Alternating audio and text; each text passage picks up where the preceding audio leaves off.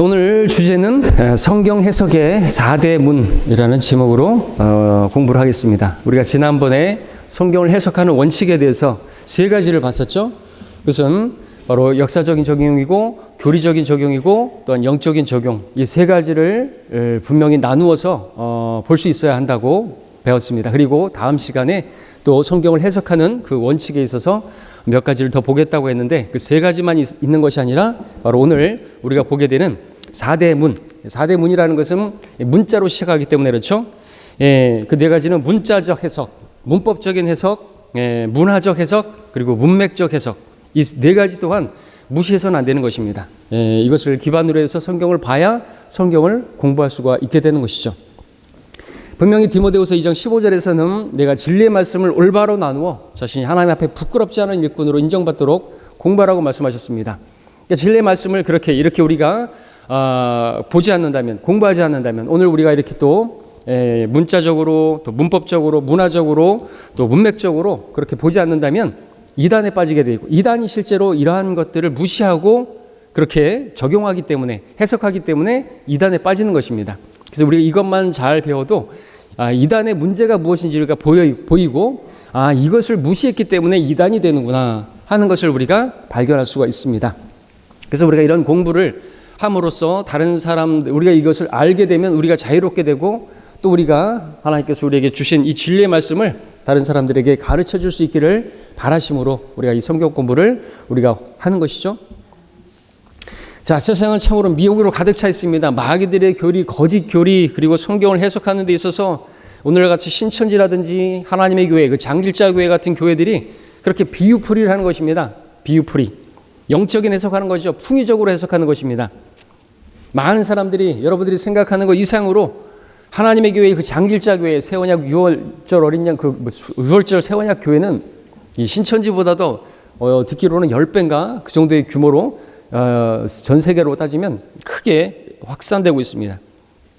참으로 안타깝죠. 그러나 어떻게 하겠습니까? 자기들이 하나님의 말씀을 공부하지 않으면요, 그들이 구원을 받았다 그러면은 구원 받았어도 신천지로 갈 수가 있어요. 구원 받은 게 뭐가? 우리 충장로에서 복음 구원 받았는데 그가 커가지고 진리의 지식으로 하나님의 말씀을 모르는 사람은 똑같아요. 구원 받지 못한 사람이나. 그래서 그렇기 때문에 구원 받은 사람도 신천지 갈 수 있다라는 그런 말씀을 전에도 드렸었죠. 진리를 모르게 되면 신천지가 아니라 구천지에도 갈 수 있다고 말씀을 드렸습니다. 자, 사탄의 비혹이 너무나 광범위하고 강력하기 때문에 많은 사람들이 속임을 당하고 있고 속고 있는 것이죠. 우리는 진리를 알게 해주셔서 너무나 감사한 것입니다. 자, 그러면 첫 번째로 문자적인 해석으로 성경을 봐야 된다 하는 것을 보겠습니다. 성경을 문자적으로 해석한다는 말 그대로 기록된 문자 그대로 그것을 받아들여야 한다는 것이죠. 그것을 다르게 해석을 하면 안 되는 것입니다. 문자적으로 봐야죠. 하나님께서 동물과 달리 사람에게는 말하고 글을 수 있는 지혜와 능력을 주셨죠. 하나님께서는 하나님의 형상으로 인간을 만드셨고 목적은 하나님과 교제하기 위한 목적이죠. 교제하는 데 있어서는 말이 필요한 것입니다. 글이 필요한 것이죠. 그래서 하나님께서는 글로 기록된 말씀을 통해서 우리에게 말씀해 주시고 계시고 우리는 그 말씀을 읽을 때 하나님의 뜻을 알 수 있고 하나님과 교제할 수가 있게 되는 것이죠. 하나님이 얼마나 나를 사랑하셨고 또 사랑하고 계시는지 의심하지 않을 수가 있습니다. 자, 그렇게 공부를 또 그렇게 말씀을 뿐만 아니라 공부를 해야 하는 것은 이 성경을 오늘날 이상하게 우리가 생각하기 어려울 정도로 이해하기 어렵게 그런 사람들이 다 있을까, 그렇게 속이는 사람들이 있기 때문에 그렇죠. 많은 사람들이 마지막 때 속이기도 하고 속기도 하다 그랬는데 자기가 속은 채로 남을 또 속이는 것입니다. 문제는 자기가 남을 속이고 있다고 생각을 안 해요. 자기는 속은 것이라고 생각 안 한다 이거죠. 속았는데 근데 속은 채로 남을 속이면서 자기는 속았다고 생각하지 않는 이게 무척 무서운 것이거든요. 세뇌된다고 말하죠.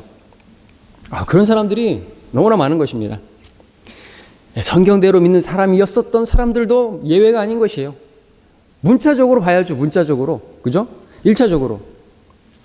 성경에서 7일 동안 하나님께서 이 세상을 창조하셨다 그러면 그건 7일입니까? 7일이죠.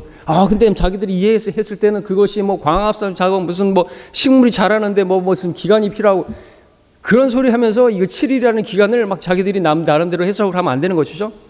1000년이라고 성경이 말했으면 1000년이죠. 그것도 반복해서 1000년이 끝날 때까지, 1000년이 찰 때까지, 1000년이 지나고 계속해서 말씀하고 계시는데 많은 교회들이 이 1000년을 문자계적인 1000년으로 안 본다는 거죠. 그런 식으로 해석하면요, 성경은 그냥 비유풀이가 되는 거예요. 상징적으로. 그러면 나중에는 이제 지옥도 없어요, 천국도 없어요. 자기들이 뭘 믿는지도 모르게 되는 거거든요. 문자적으로 변개시키면 안 되는 것입니다, 이것을. 그렇죠?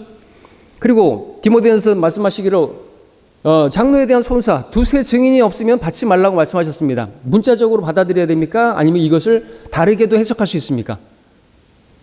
문자적으로 받아들여야죠. 하나님께서 사람보다 어리석습니까? 하나님의 어리석음이 사람의 어리석음보다도 지혜보다도 뛰어난 거잖아요. 그죠? 근데 그것을 영어가 추종권이 어떤 자들은 그거를 위트니스가 영어로 돼 있기 때문에 위트니스는 구약에서도 그것은 증인으로 쓰이고 있다. 심지어는 돌도 증인으로 위트니스고 그 증거가 그러므로 신약에 와서 그 장로에 대한 송사도 그 위트니스니까 증거가 곧 돌도 증거가 될 수 있다. 녹취록도 증거가 될 수 있네. 뭐 CCTV도 증거가 될 수 확실하다면 그렇게 할 수 있겠지만 아닌 건 어떡합니까? 바꾸는 거거든요. 하나님이 얼마나 뛰어나시고 지혜로우신데 그 사람들은 뭐 하는 거예요? 성경을 변개시키는 거예요. 영어로다가. 이런 얘기 또 나오게 되는데 아무튼 그렇게 되는 것이죠. 오늘 이만희 같은 자들, 장길자 같은 자들, 안상훈 같은 자들 다 그렇게 성경을 문자적으로 그렇게 보지 않는 것이에요. 이만희 같은 자들, 그런 자들은 뭡니까? 성경에서 예수님께서 육체로 오신 것을 부인하는 게 적그리스도라 그랬잖아요. 그죠? 요한일서에서 육체로 오신 것을 부인하다. 디모데전서 3장 16절에서는 하나님께서 육신으로 오신 것, 경건의 신비라고 말하고 있지 않습니까? 근데 변개된 성경들은 다 이것이 문자적으로 받아들이기가 어려운 거예요. 하나님이 육신으로 오셨다고? 이해가 안 돼. 자기들이 이해가 안 되면 버리는 거예요. 그래서 육체 안에 나타나셨다? 윤경원은 그 표킹을 그런 식으로 번역해놨어요. 육체 안에서 나타나셨다 그러면은요, 그거는 경건의 신비가 아닌 거거든요. 그러면은 그 이만희가 주장하는 것처럼 육체 안에 나타나셨다. 그러면 이만희 안에 하나님께서 오셨다. 그리고 자기 육체 안에 하나님이 계신다. 우리 육체 안에도 우리 안에도 하나님이 계시잖아요. 그죠? 우리 안에서 역사하시는 분은 하나님이시니 바로 그분은 성령님이시고 그분은 그리스도시고 그분은 하나님이신데 그럼 우리도 다 재림 예수가 되는 거예요. 자기는 보혜사, 개혁성경대로 보혜사고 일반 신도들은 그냥 성령을 받은 거예요? 성령과 하나님의 영은 다르고 보혜사 영과 하나님의 영은 다른 거예요? 여러분 이렇게 성경을 문자적으로 받아들이지 않으면 그리고 그렇게 성경을 변개시켜버리면 표킹처럼 또 지금 또 이 혼란시키는 자가 그것을 만들어냈는데 육체 안에서 나타났다 그러면 이만희 교를 쥐지해 주는 거거든요. 그러면 이제 이만희 신천지가 그 표킹을 환영할 수가 있어요. 우리 성경은 안 된단 말이죠. 개혁 성경은 되고 표킹도 돼요. 그러면은 어느 편에 선 성경이죠, 그게? 자, 성경에서 문자적으로 지옥은 지옥인 것이거든요. 이게 비유가 아니에요. 누가복음 16장에서 부자와 나사로, 부자와 거지, 나사로와 부자.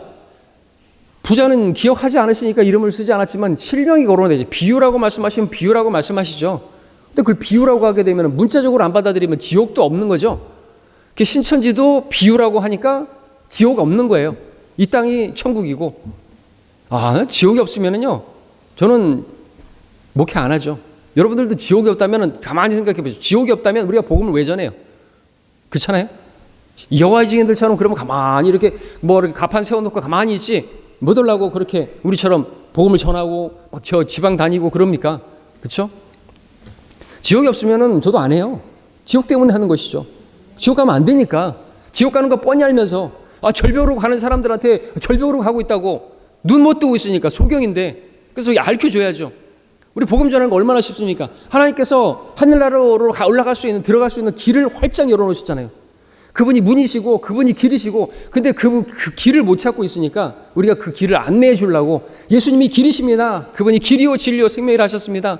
예수님 여러분들이 그 소경이라 지금 그 하늘나라 들어갈 수 있는 길을 못 찾고 계셔서 여러분들에게 알려드리려고 먼저 제가 보게 된 사람으로서 알려드립니다. 이게 복음 전파잖아요.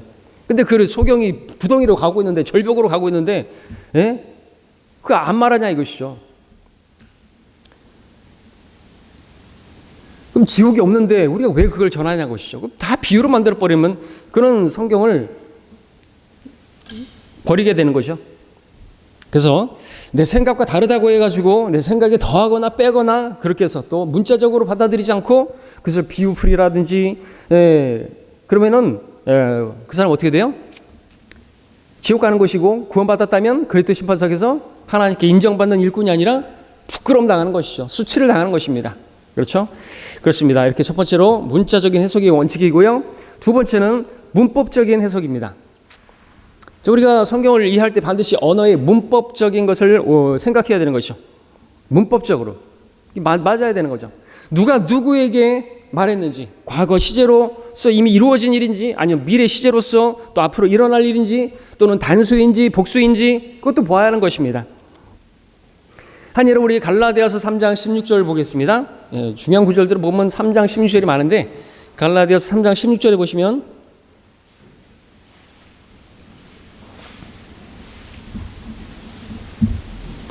이제 그 약속들은 아브라함과 그의 씨에게 하신 것인데 많은 사람을 가리켜 씨들이라고 말씀하지 아니하시고 한 사람을 가리켜 너의 씨라고 말씀하셨으니 그는 그리스도시라 그랬습니다. 창세기를 보면 하나님께서 약속하신 그 말씀에서 내 씨라고 말씀하시면서 단수로 말씀하셨죠. 이것을 신약에서는 바로 그 씨가 예수 그리스도이심을 밝히고 있는 것이고요. 아브라함의 약속이 예수 그리스도를 통해서 성취되었다는 것이 그래서 씨들에게가 아니라 바로 씨에게 이런 말씀으로 우리가 진리를 보게 되는 것이죠. 이처럼 우리가 성경을 읽을 때 이해할 때 대충 넘어갈 것이 아니라 문법에 맞게 그렇게 읽으면서 이해를 해야 되는 것입니다. 근데 또 생각나네요. 이것을 또 누군가가 듣게 되면은 표킹을 또 이렇게 또 이야기하면서 그러니까 단수 복수 하나하나 다 넣어야 된다고. 여러분들 이러한 것들을 우리가 그래서 영어만 보면 안 되고 우리는 영어를 쓰는 사람들이 아니잖아요. 영어를 어려서부터 우리는 정서가 달라요. 영어에는 단수 복수가 또 이렇게 S로 이렇게 분명하게 표기되고 있지만 그리고 그걸 가지고 다 그렇게 표현하는 것도 우습게 되는 거예요. 성경이 성경다워야 된다라고 말씀하신 것처럼 그래야 되는 것이죠. 최근에도 제가 뭘 봤는데 표킹에서 이 단수 복수를 다 쓰는 거예요. 그럼 어떻게 되냐? 시편에서 내 눈으로 주를 보겠나이다. 내 눈이 주를 향합니다. 뭐 이렇게 하는 거잖아요. 근데 영어로는 영어 킹제임스 성경은 다 eyes거든요. S가 붙어서 eyes, S. 표킹은 어떻게 번역한 줄 아세요? 내 두 눈으로. 그러면 왜 그렇게 이것도 잘못된 번역이죠. 눈들이라고 해야지. 두 눈이면 어떻게 되는 거예요? 두 눈이라고 하면 two eye라고 해야 되잖아요. 그것도 성경을 자기가 마음대로 바꾼 거 아닙니까? 두 눈이라고 말을 합니까 우리가? 눈이 아파 그러면 내 두 눈이 아파 이럽니까? 내 눈이 아프다 그러지 우리 사람들은 우리 한국 사람은 눈이 그럼 뭐 두 눈이 지금 세 눈도 있고 네 눈도 있냐고죠. 그뿐만 아니에요. 이 한국의 정서를 모르고 한글을 우리가 사용하는 사람들이 어떻게 말을 하는지를 잘 못 알아먹어요. 그래서 그걸 직역한다 그러는데 그렇다 보면은 성경을 읽을 때 아주 어색하다는 거죠. 읽다 보면은 너무나 어색해요. 이 단어들이 막 자기가 잘났다고 툭툭 튀어 올라오는 그 어떤 유튜버의 그 표현처럼 그분 지금 계속 그렇게 하고 있는데 그거 말이 안 되는 그 읽다 보면 짜증나는 그런 성경을 만들어 놓은 것이죠. 자, 그래서 우리가 성경을 읽을 때 그냥 이렇게 하는 것이 아니라 분명하게 문법에 맞게 읽고 이해를 해야 된다라는 것이고요. 세 번째, 문화적인 해석입니다. 문화적. 이거 보면 뭐 문화까지 우리가 알아야 됩니까? 라고 생각할 수 있겠지만 한번 잘 들어보십시오. 우리가 성경의 문화를 또 이해할 수 있어야 된다는 것이죠. 이 어떤 부분이 있냐면은 오늘날 이제 세족식 하는 사람들 있잖아요. 세족식 예수님께서 발을 씻겨주지 않았느냐? 그리고 너희도 이와 같이 하라 그러지 않았느냐? 이와 같이 하라 그랬지. 이렇게 그대로 실행하라는 건 아닌데 이와 같이 그 문맥이 뭐예요? 서로 용서하라고. 그 허물을 용서하라고 이렇게 그걸 말하는 것이잖아요. 근데 그 문화적인 해석에 우리는 왜 발을 씻겨줍니까? 그 문화를 이해를 해야 할 수 있어야 된다는 것이죠. 거기는 거의 샌들 같은 거를 신고 다니잖아요. 양말도 안 신잖아요. 그래서 발이 항상 더러워져 있어요. 그렇기 때문에 그들은요 손님을 대접하는 데 있어서 발을 씻겨주는 것은 최상의 섬김인 것이고 그거는 마땅한 섬김이고 방으로 들어오려면은 신발을 안 신고 있었기 때문에 씻겨주는 거란 말이죠. 그렇기 때문에 그들은 인사할 때 우리는 이거 악수는 서양이죠, 그죠? 맞죠? 악수는 서양입니까? 맞잖아요. 맞잖아요. 우리는요, 우리 인사를 어떻게 하죠? 이렇게 하죠. 왜 이렇게 하는 줄 아세요? 이스라엘은 발이 더럽잖아요. 발을 씻겨주는 거예요. 우리는 왜 악수할 때 손으로 안 하는 줄 아세요? 옛날부터? 손이 더러우니까. 그래서 성경에 보면 이 이스라엘도 더러운 것 같아요. 손도 더러웠던 것 같아요. 그러니까 어떻게 해요? 거룩한 입맞춤 알아야죠. 제일 깨끗한 게 입술이니까. 근데 이런 것들을 우리가 또 앞에 문자적으로 얘기했는데 문자적으로 했다고 막 입 맞추고 그러면 됩니까? 그 문화를 이해해야 된다는 것이죠. 이거를 이해하지 못하면, 이걸 고려하지 않으면 우리도 발 씻겨줘야 돼요. 발을 왜 씻겨주는 거예요? 더러우니까 씻겨주는 거죠. 우리는 인사할 때 이렇게 인사하면 되는 거예요. 그래서 우리 악수를 하지만 이거는 아메리칸 스타일이고 그들은 손은 깨끗한가 보죠. 그러니까 악수하는 거예요. 우리는 손도 더러웠으니까 지금은 우리가 악수도 하는 거예요. 그래서 그들 닮아서 하는 게 아니라 그런 것들을 우리가 이해할 수 있어야 되겠습니다. 문화적인 해석 필요하다는 것이죠. 그래서 우리가 또 이제 요한복음 15장 함께 가서 볼까요? 요한복음 15장 같은 경우도 한번 우리가 보겠습니다. 자, 우리 성경이 시대 역사 속에서 어떻게 기록되었는가 그것을 기억해야 되는 것이죠. 역사 속에서 그 당대의 그 문화 이것들을 우리가 고려하고 당시의 그 상황에서 이런 것들을 이해하지 않는다면 이거는 우리식으로 해석해버리고 내가 아는 어떤 그 편견에 의해서 생각하고 그렇게 떠오르는 대로 해석을 해버리면 안 되는 것이죠. 요한복음 15장 6절을 보게 되면 내 안에 거하지 아니하는 사람은 가지처럼 버려져 말라버리느니라. 그러면 사람들이 그것들을 거두어 불 속에 던질 것이요 그것들은 타버릴 것이라. 이런 말씀들, 많은 사람들이 이걸 가지고 또 행위구원을 가르치잖아요. 여기서 말하는 이 불이 지옥불이라고 그렇게 가르치지 않습니까? 지옥을 연상하는 거예요. 불 그러면은 지옥이에요. 성경에서 그곳에는 불도 꺼지지 않고 그럼 딱 거기에 꽂혀가지고 이것도 불이고 이것도 지옥이야. 그래서 열매 맺지 못하게 되면은 그렇게 열매 주님을 위해서 어떤 행위를 하지 않으면 그런 열매를 맺지 못하는 그러한 가지마다 구원을 잃어버리게 되고 결국에 불 속에서 던져지고 지옥 간다라는 것으로 이야기를 한다는 것이죠. 그럼 우리는 당시 예수님께서 이 제자들에게 지금 어떤 배경에서 또 제자들은 어떻게 받아들였을까 우리가 생각해 볼 필요가 있죠.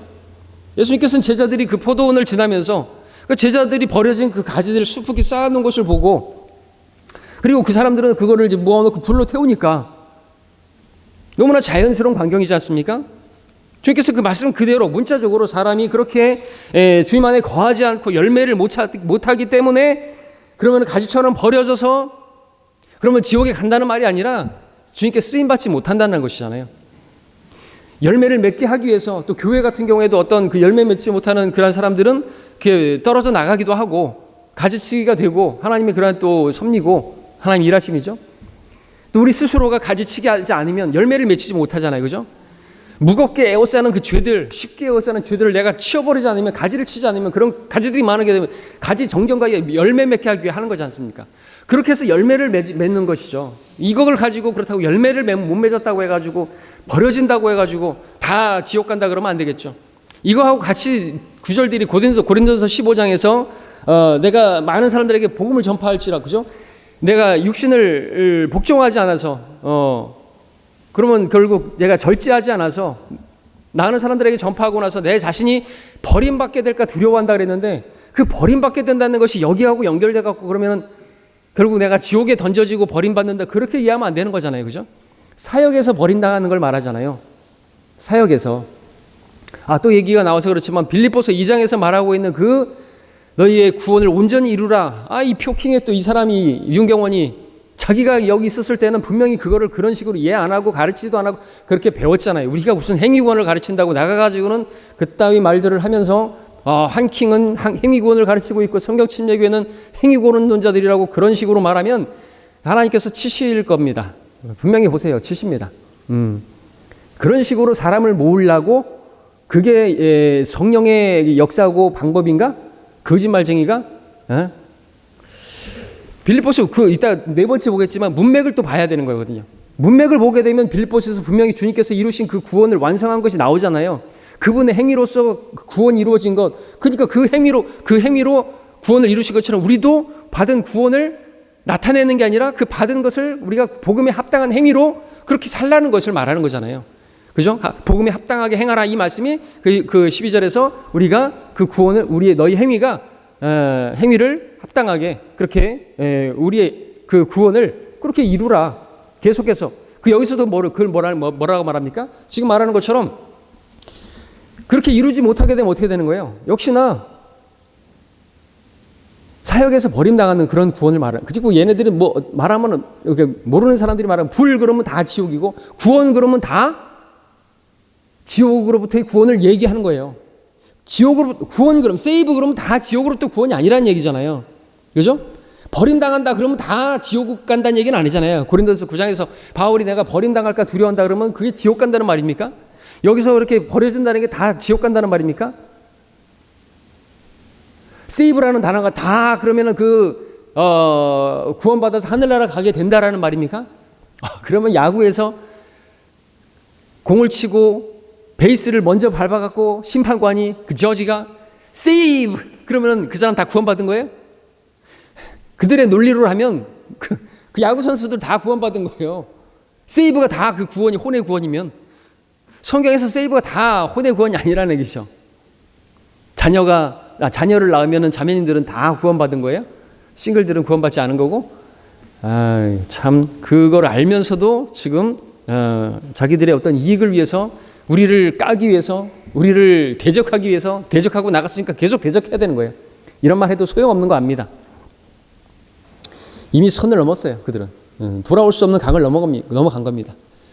그래서 그 유명한 그 영화가 있잖아요. 니마 그 강을 건너지 마오. 건너가 버렸어요. 돌아올 수 없습니다. 정말 돌아오려면 하나님께서 치셔야지 돌아오죠. 정말 이렇게 어떻게 정말 깨닫게 해주셔야 돌아오겠죠. 다 망가지고 그래야. 자, 그렇습니다. 그렇게 하고요. 요엘서 2장이라든지 야고보서 5장에서 또 이제 이른비와 늦은비. 문자적으로 이른비와 늦은비죠. 문자적으로 해석해야 되고 또 지금 보는 것처럼 문화적인 해석이 또 뒷받침이 되는 거예요. 실제로 이스라엘은 늦은비와 이른비가 있어요. 우리나라에는요, 긴 무슨 비가 있어요? 장마비가 있잖아요. 거기에 따라서 그렇게 표현하는 거거든요. 근데 이른비가 무슨 오순절 성령 강림 사건이고 늦은 비는 이 시대 지금 라오디케 시대 거기 어디 브라운스빌에서 있었던 성령 대부흥 그거를 적용을 하고 그런 식으로 하는 게 뭐예요? 영적인 해석이고 사사로운 해석이고 그러다가 망하는 거거든요. 문화적인 해석 이런 것들을 고려해야 된다는 거죠. 이른 비와 늦은 비 그들에게 있었어요. 문자적으로. 예. 그래서 우리는 또 그러면 장마비가 내리면 주님께서 오신다고 말할 수 있나요?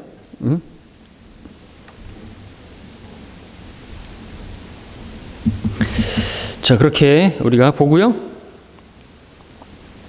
그 다음에 이제 네 번째 넘어가겠습니다. 시간 관계상 문맥적 해석입니다. 문맥적 해석. 네, 중요하죠. 성경을 이해하는데 우리를 보호해주는 안전장치. 문맥적 해석. 성경을 읽고 이해할 때 어떤 단어 하나, 어느 문구 하나 딱 떼가지고 그렇게 받아들여서 안 된다는 거죠. 조금 전에 말씀드렸던 것처럼 그 구원이라는 단어 하나 딱 꺼집어내가지고 우리를 갖다가 행위구원자라고 말을 하고 이루라는 그 단어 하나를 가지고 사전까지 찾아가면서 사전적인 용어가 끝까지 열심히 일을 해갖고 이루어낸 그런 사전까지 표준 국어 사전까지 들이대면서 우리가 마치 행위구원론자인 것처럼 그렇게 가증한 짓을 하는데 그렇게 떼어가지고 아무 안 되죠. 그런 식으로 떼온 문맥과 상관없이 하나를 딱 떼어가지고 와가지고 성경을 해석해버리면요. 성경에서 하나님이 없다도 있어요. 그렇죠? 시편에서 어리석은 자는 자기 마음에 말하기를 하나님은 없다 그랬는데 하나님은 없다라는 이 단어 하나 딱 꺼집어내갖고 성경에 보니까 하나님이 없다고 돼 있다고. 도둑들의 장막은 번성할 것이라고 도둑들이 환호성을 저지르죠. 그죠? 그걸만 딱 가지고만 안 된다는 거죠. 빌립보서 그 말씀도 그래서 문맥을 고려해야 된다는 거죠. 문맥을 같이 안 보고 하나만 딱 끄집어내갖고 이루라고 했다고. 바보죠, 바보. 영어로 달려가가지고 어쩌고 저쩌고 하는 사람들. 돌봐줘야 될 사람들이에요, 사실은. 자, 우리 이제 마태복음 24장 가서 보겠습니다. 마태복음 24장, 그 유명한 또 이 행위구원을 가르치는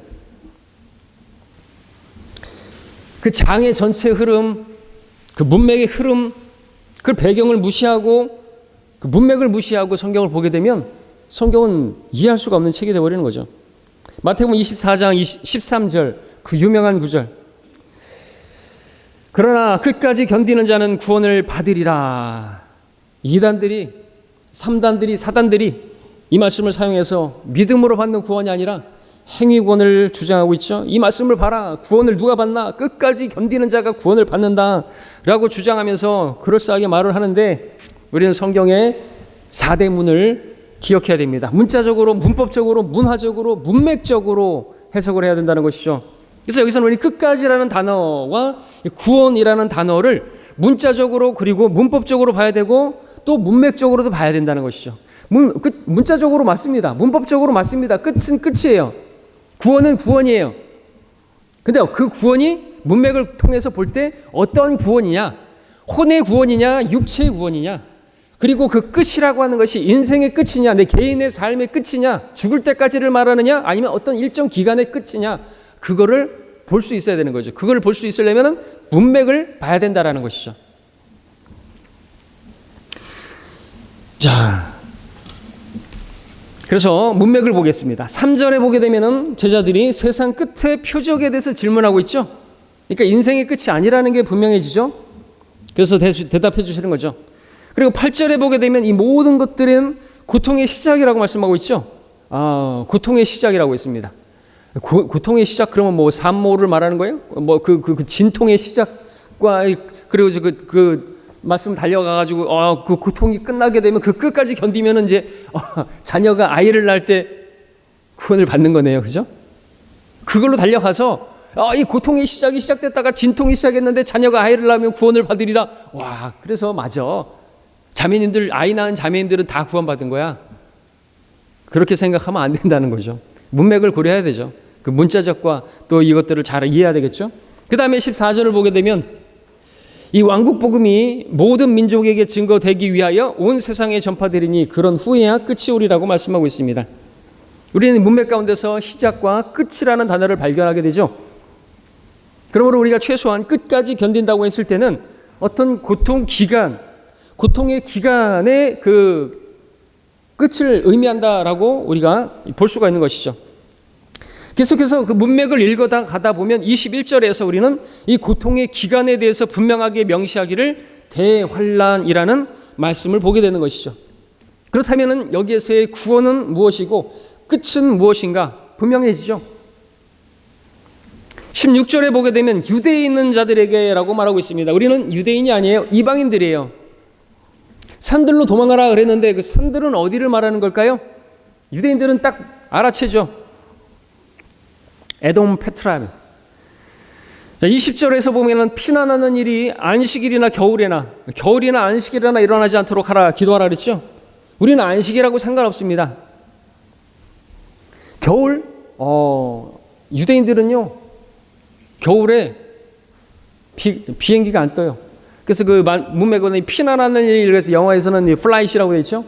그래서 날아가는 일 그랬습니다. 독수리의 날개를 받아서 날아가는 것 같은데 실제로 그때는 모르겠습니다. 이런 말씀을 통해서 럭커 목사님께서는 이제 실제로 피난하는 일이 그와 같이 비행기로 날아갈 수도 있을 것인데 그렇기 때문에 겨울에 일어나지 않도록 기도하라고 말씀하시는 것이다 라고 말씀을 하시는데 우리가 다 그거는 뭐 믿음의 분량에 따라서 이해를 하시면 되겠습니다.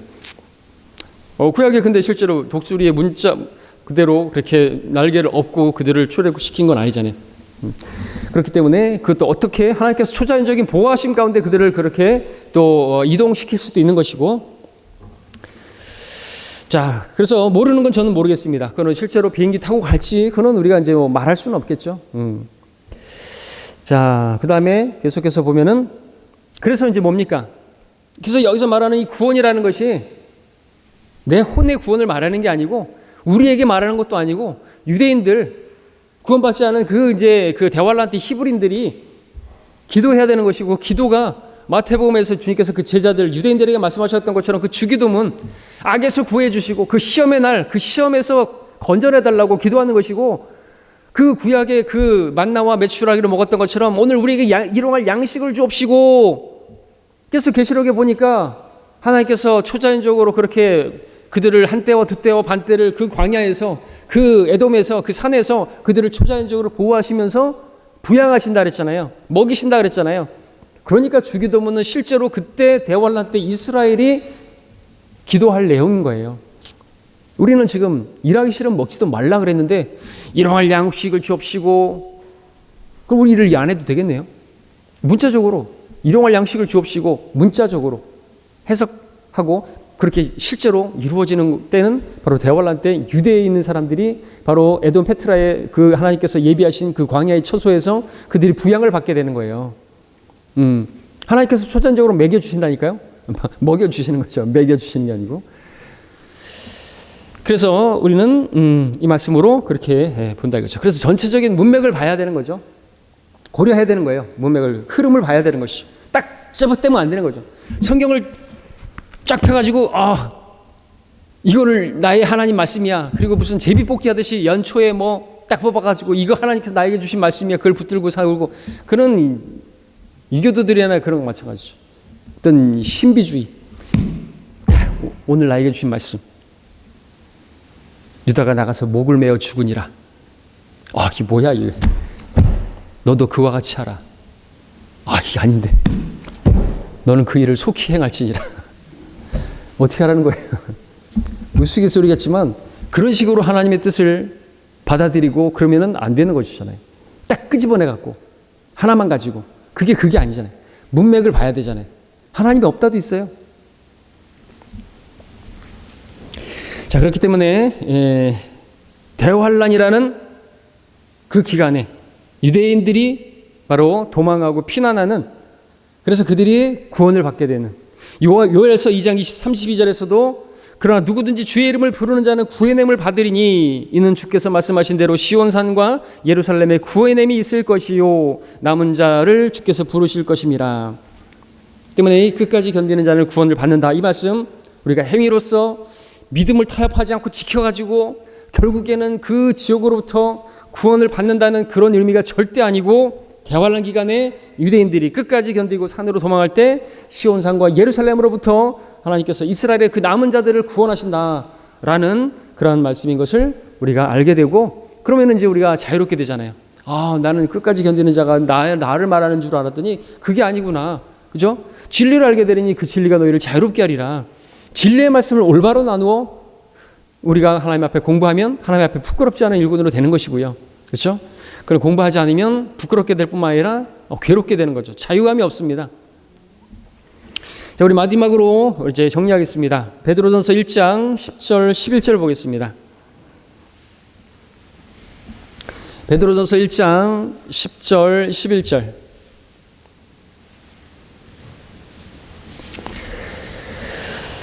이 구원에 관해서는 너희에게 이 말 은혜에 관하여 예언한 선지자들이 열심히 조사하고 살펴보던 것이며 그들 안에 계셨던 그리스도의 영이 그리스도의 고난과 다가올 영광을 미리 증거하실 때 그 영이 무엇을 또 어떤 시기를 지시하시는지는 탐구하던 것이라.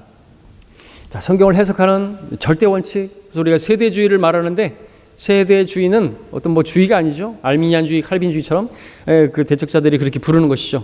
세대주의가 성경을 올바로 해석하는 원칙인 것입니다. 어떤 시기, 어떤 누구를 대상으로 했고 언제 누구에게 해당하는 말씀인가를 이거를 무시하면 안 된다는 것이죠. 우리가 봤잖아요. 마태복음 24장 같은 경우 대표적으로 그렇지 않습니까? 근데 이거를 갖다가 막 영적으로 해석하고 유대인들인데도 자기들은 영적인 유대인이라 그러고 이 대한민국을 갖다가 12개로 찢어가지고 우리 광주는 베드로 지파라 그러고 누가 그런 식으로 하는 거죠. 그럼 문자적도 문법적도 문화적도 아니고 이건 아무것도 없는 거예요. 다 무시해버린 거예요. 이 네 가지 4대 문을 없애버리는 것이죠. 그렇게 되면 이제 망하게 되는 것이죠. 마지막으로 베드로 후서 3장 16절을 보고 마칩니다. 베드로후서 3장 16절에 한 목소리를 읽죠. 시작. 그의 모든 편지에서도 이런 것에 관하여 말하고 있으나 그 가운데는 깨닫기 어려운 것이 더러 있어 무식한 자들과 견고하지 못한 자들이 다른 성경들처럼 억지로 풀다가 스스로 멸망에 이르느니라. 자, 오늘 우리가 배운 이 4대 문, 성경을 해석하는 이 원칙을 우리가 잘 공부하고 또 그렇게 성경을 바라보고 그런다면 우리는 주님께 인정받는 일꾼으로서 또 주님의 일들을 감당할 수가 있을 것이고 우리는 흔들리지 않고 담대하게 주님을 섬길 수가 있을 것입니다. 다음 시간에 또 다른 주제로 공부하겠습니다.